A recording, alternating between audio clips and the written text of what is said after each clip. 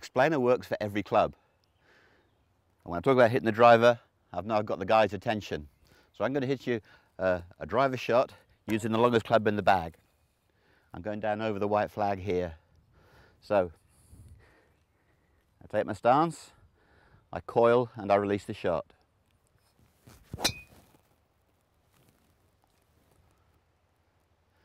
I'm pleased with that. I've gone straight over the flag with a little bit of draw. Now, why does the club maker give you such a long club? Well, the longer the club, the faster the club is going to travel and the flatter the swing is going to be. And when the swing gets flatter, it gets more powerful and it gets faster because the forearms are working. So, how do I practice an explainer? Well, if I was using the driver, you can see that the last person using explainer was probably practicing a wedge. I need to adjust that. So I go for the long power roller and the plane sensor, and I adjust the machine and bring it down to my height. Now, this really shows you the difference between a wedge swing and a driver swing. It really is quite remarkable, the difference. A lot of you out there will think that the golf swing is a groove.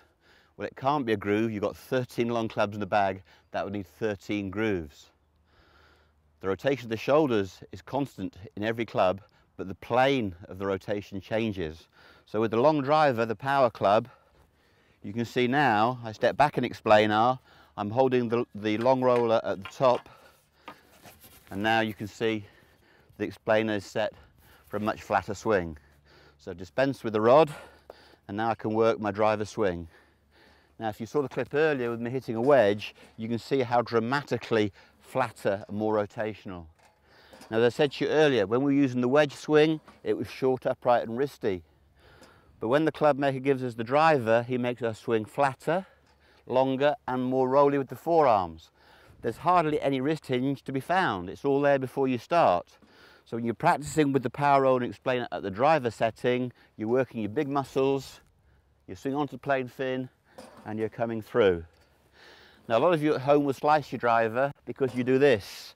You're finishing across the plane fin. Draw spin comes from rotating the forearms and getting back onto the flat surface. So if you want to draw your driver, make sure that you're on the plane fin at the end. You're on the plane fin going back, that's great. Make sure you're there in the follow through. If the roller's across, then probably you're going to hit a fade. So there you are, simple. Take your driver, long roller, set explainer to the flatter settings, and you're in great position then to practice power and accuracy combined.